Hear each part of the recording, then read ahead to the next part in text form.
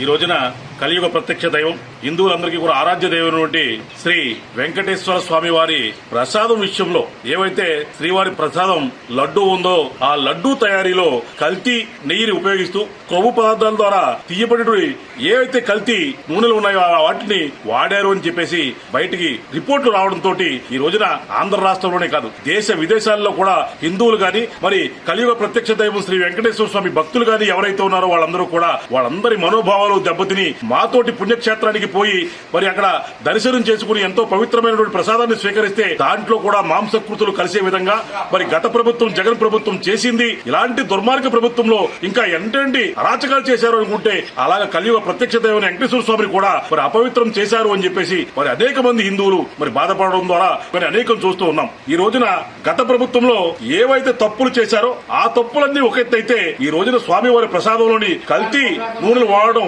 ఇంకా తప్పు అని చెప్పేసి ఈ సందర్భంగా మీ అందరికీ కూడా తెలియజేసుకుంటూ ఇలాంటి తప్పు చేసినటువంటి అనేక మంది నాయకులు మట్టి కొట్టుకుపోయారు. రాబోయే రోజుల్లో దీనికి 100 రెట్లు ప్రతిఫలం ఆ చేసినటువంటి నాయకులందరూ కూడా అనుభవిస్తారు అని చెప్పి సందర్భంగా మీ అందరికీ కూడా తెలియజేయడం జరుగుతుంది.